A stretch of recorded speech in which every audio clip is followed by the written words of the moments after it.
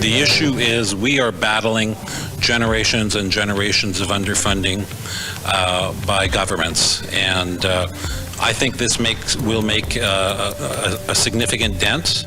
Tonight, with the official call of a federal election looming, we'll take a deeper look at the dozens of photo ops and re-announcements the government has been making in recent weeks. When I look at this memorial, I don't just see the shoes.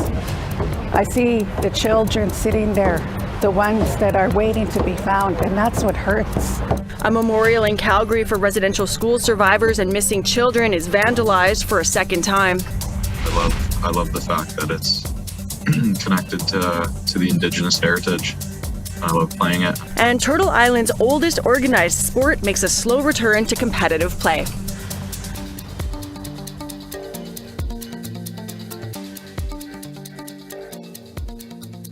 Good evening. Thanks for tuning in. I'm Melissa Ridgen with your APTN National News. Sipekne'katik First Nation is preparing to launch their treaty fishery on Monday after a series of attacks against Migma while harvesting lobster for the band's food, social, and ceremonial fishery. Chief Mike Sack says no government will infringe on his community's treaty rights. Angel Moore reports.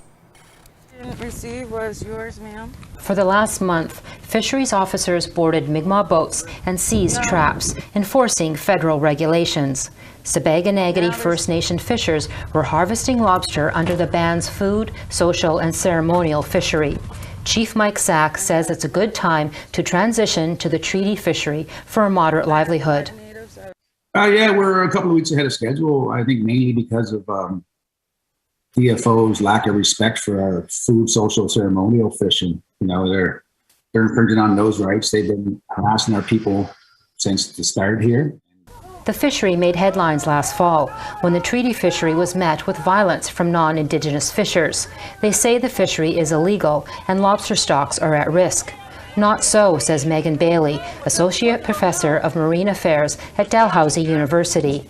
She is conducting a conservation study and says the stocks are not at risk, and Sipekne'katik First Nation is harvesting less than 1% of the non-Indigenous commercial fishery.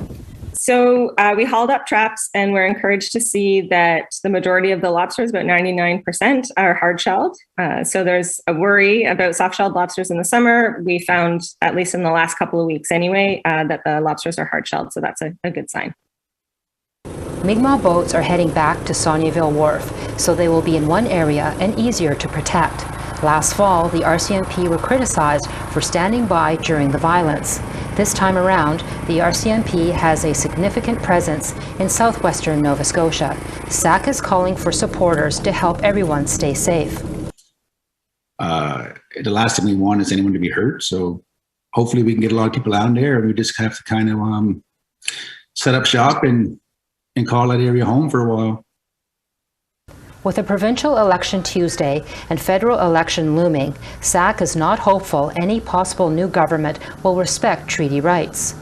Angel Moore, APTN National News, Tjibuktuk, also known as Halifax. In what may be the worst kept secret in Canada, rumors are flying about the announcement of a federal election.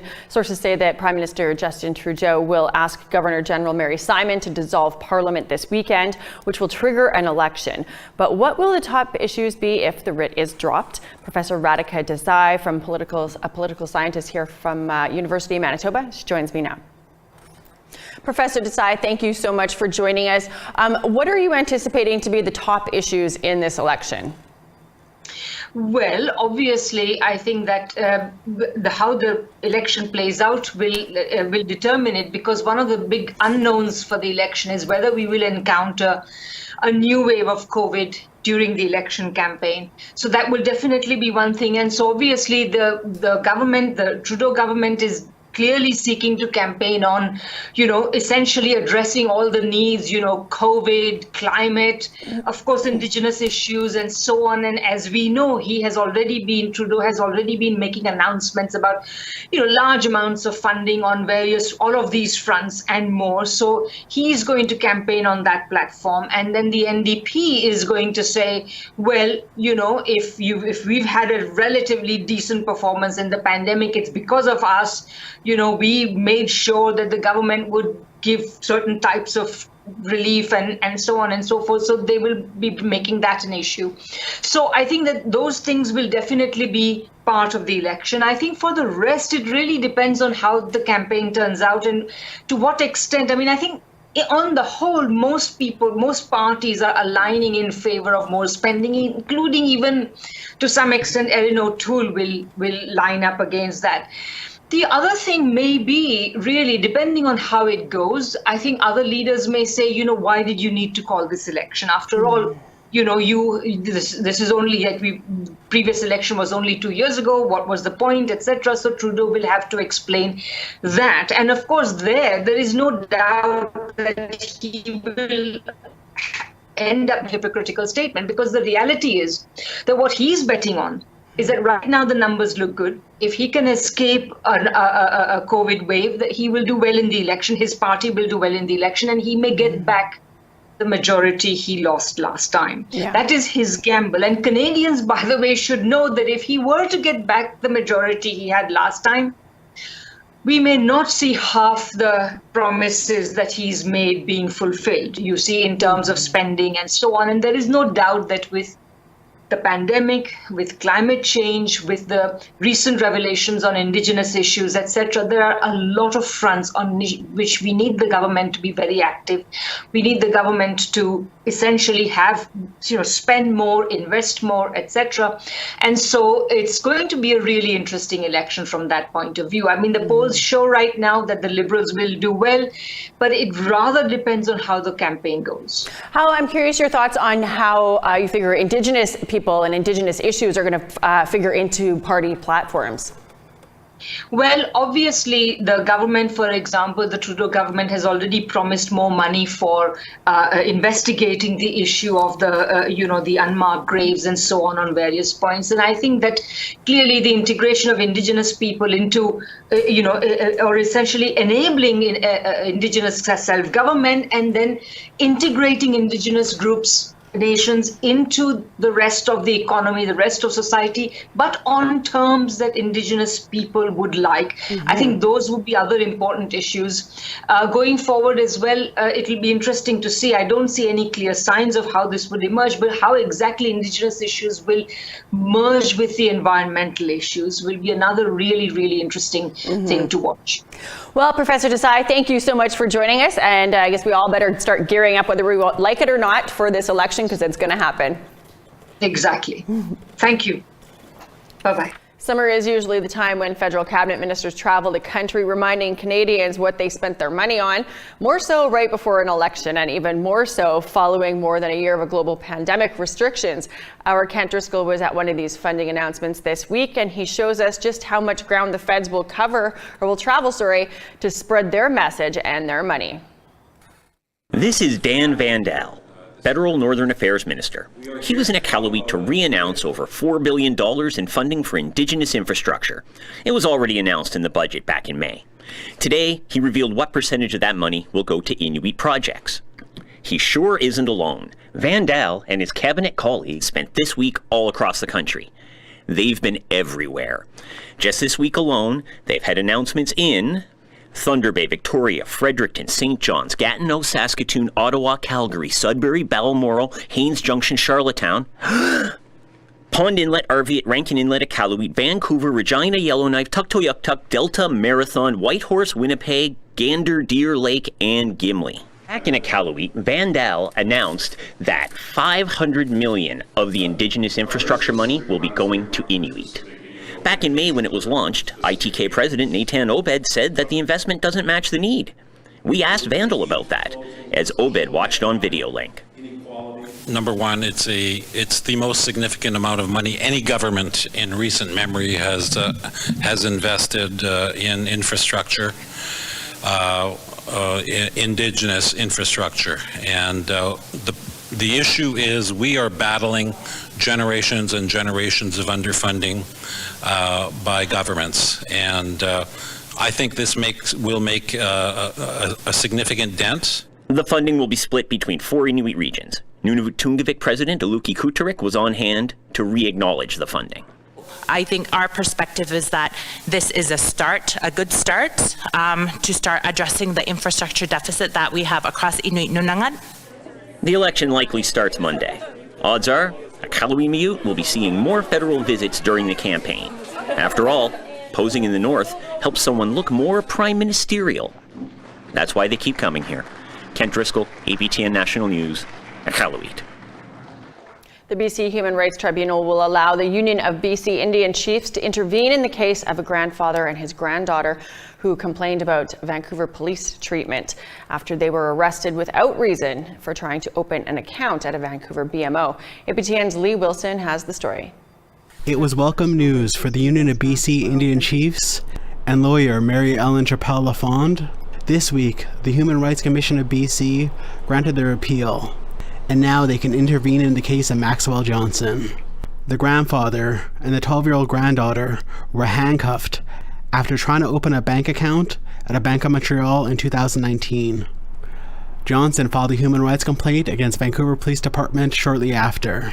UBCIC and Chappelle-Lafond will now be able to provide context to the Indigenous experience with police and bring forward allegations of anti-Indigenous racism and stereotyping. UBCIC President Grand Chief Stuart Phillip says that's important. We have been granted intervener status, the Union of BC Indian Chiefs, to continue to pursue this matter to achieve a full measure of justice for Maxwell Johnson and his granddaughter, and we're very happy about that. Johnson and his granddaughter were handcuffed and detained by Vancouver police outside of the Bank of Montreal branch. They were trying to open her first bank account using Indian status cards. A manager told them they were not able to open an account due to an issue with their status cards. But the bank also called 911, suspecting them of fraud. Johnson said in his human rights complaint that the police discriminated against them because of their race. The Vancouver Police Board denied that in their response. The police board says VPD officers did not respond differently to the complainants because of their Indigenous heritage or family status. It says the VPD's officers' conduct was appropriate and measured in this circumstance and was not discriminatory. UBCIC Grand Chief Phillip stated there is a long history of complaints against VPD, which he said included the practice of street checks, which he claims targets homeless and disenfranchised people. Is random street checks, and in reality it's just a way to harass Indigenous people and people that are homeless and poor people on the streets. The BC human rights case is not expected to take place until late in 2022, but UBCIC celebrate the decision allowing them to take part. They hope this announcement puts the police in Vancouver on notice.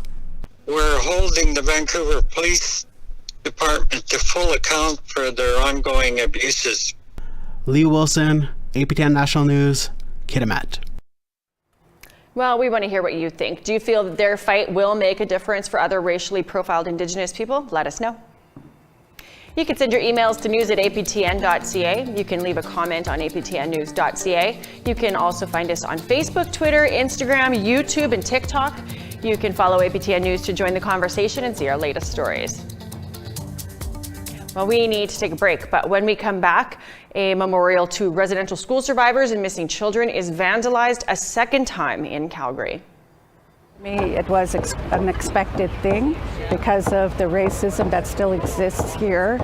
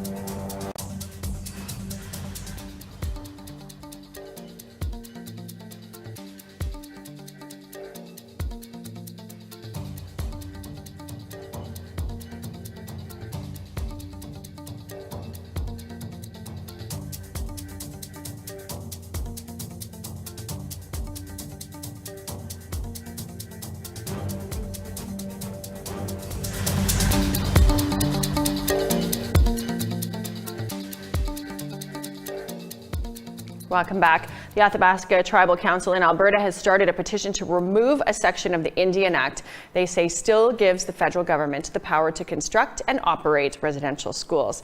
APTN's Chris Stewart explains. Mikisew Cree Chief Peter Powder and Tribal Council board member says that the Indian Act still grants the Canadian government the power to create residential schools. Not from 100 years back, but today. Section 114-2 reads, "The minister may, in accordance with this act, establish, operate, and maintain schools for Indian children." Section 115-B reads, "The minister may provide for the transportation of children to and from school." These sections concern the Athabasca Tribal Council. Look at what was done until this point. Genocide, trauma, the oppression of just many different things. I don't want to list, but it's definitely just look what's happened in the past. The council has created a petition at orangepath.ca. Chief Powder says it's to create awareness and demand Ottawa immediately amend the Indian Act. They want First Nations free, prior, and informed consent to the federal government's operation and regulation of schools for First Nation children. Because right now, Canada still runs our schools without our consent, and so we wanted to have be able to run our own schools. So that's we want to be the one developing the curriculum. Chief Powder says he has not heard from the federal government as of yet. We're going to set up some meetings, and I think we have some meetings we're going to be able to meet with the minister, and so I haven't got no commitments yet. In a statement, Indigenous Services Canada told APTN they are aware of the petition, but have not received it yet. It reads in part, Indigenous Services Canada is working with interested First Nations to develop regional educational agreements that address the education goals and priorities set by First Nations under the Indian Act. Chief Powder is encouraging Indigenous people and politicians to sign the petition to give power back to First Nations.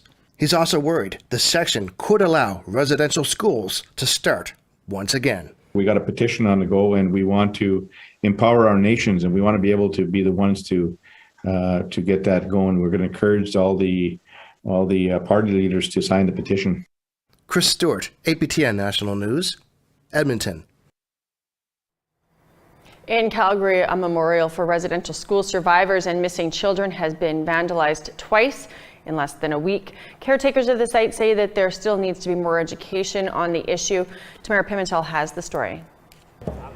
Robbie Daniels smudges these shoes and toys once a day.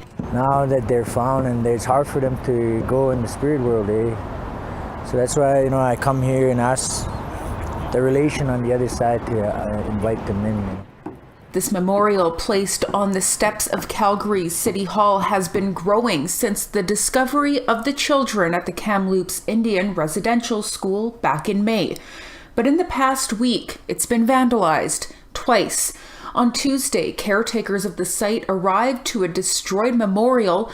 Shoes had been kicked around. This after someone set fire to it. When I look at this memorial, I don't just see the shoes.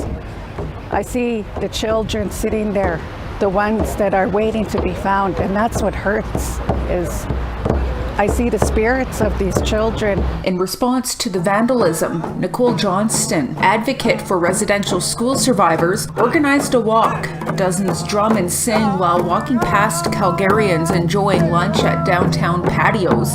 Johnston says there needs to be more awareness and education on residential schools. A lot more educating needs to be put out there. It has to be implemented into the school systems, and that's what we're also walking for, is for the truth to be put out there. Calgary police have released a CCTV photo of the man who set fire to the memorial. The Extremism and Hate Crimes Unit is investigating and asking for the public's help to locate the man. To me, it was an expected thing because of the racism that still exists here. In the meantime, volunteers like Daniels take turns monitoring the memorial to prevent more vandalism in the future. Tamara Pimentel, APTN National News, Calgary. We need to take one more break, but still ahead. We take you to the World Junior Lacrosse Championship. I'm hoping that, some Métis youth will see me playing and maybe they'll want to play the sport a little more, and that's the best feeling ever.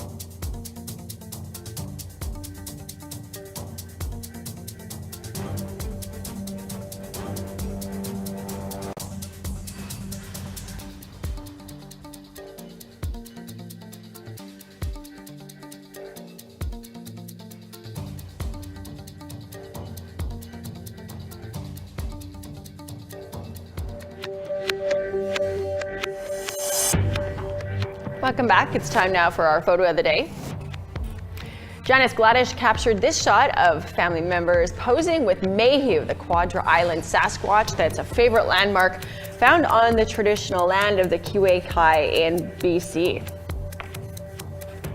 Thank you for sharing that, Janice. We want to see all of your summer road trip photos. You can send them to, send what you've been up to email them to share@aptn.ca along with the locator and a good description of what we're seeing. Let's take a look now at tomorrow's weather. Off to the east coast, we got 31 and a chance of showers for Fredericton, 30 and sunshine for Halifax. Sunny in Le Grand River, 15 degrees. Kuujjuaq, cloud 19. Gaspé, 30 degrees with a chance of showers, same with Montreal. North Bay, 25 and sunshine. Sunny in Sault Ste. Marie, 22 degrees expected there. 20 for Kapuskasing and Timmins and a chance of showers. Wawa, 17 degrees and cloud. Puckatawagan, 26 and sunny. 27 for God's Lake. 31 and sunshine for Winnipeg. Barons River, 29 and sunny. 34 degrees in Swift Current and Estevan, expected sunny there. Same with Saskatoon. 25 and sunny for Buffalo Narrows. 22 and sunshine for Stony Rapids. Rain and 25 degrees expected for Fort Chip. 28 and sunshine for Grand Prairie. Sunny and 36 degrees for Red Deer, Medicine Hat and Lethbridge. 36 and smoke for Penticton. 29 and sunny for Victoria. Prince Rupert, 18 with a chance of shower. Same with Dease Lake, 24 and sunny for Fort Nelson. Old Crow, 17 and sunny skies there. Whitehorse, 16 and a chance of showers. 25 and sunny for Fort Simpson. Wati, some cloud and 17 degrees. Colville Lake, 19 and sunshine. Palatec, 8 and cloud. 11 and cloudy for Baker Lake and Whale Cove. Arvit, mix of sun and cloud and 12 degrees. Pangertung, 10 and cloud. Tallyoak, 10 and sun.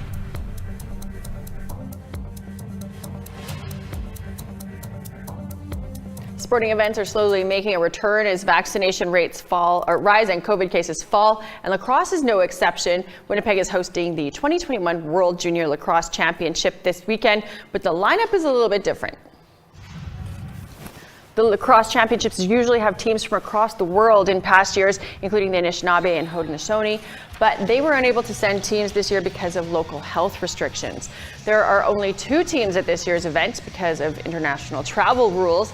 So Canada West and Canada East are playing a 3-game series for the gold medal. Canada West player Troy Gutowski is Métis. He's from Winnipeg, and he says that he loves competing in lacrosse.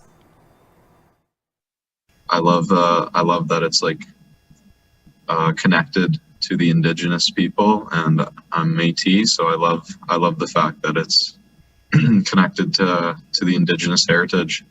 I love playing it. I have a lot of pride playing in it, and I'm hoping that some Métis youth will see me playing, and maybe they'll want to play the sport a little more, and that's the best feeling ever.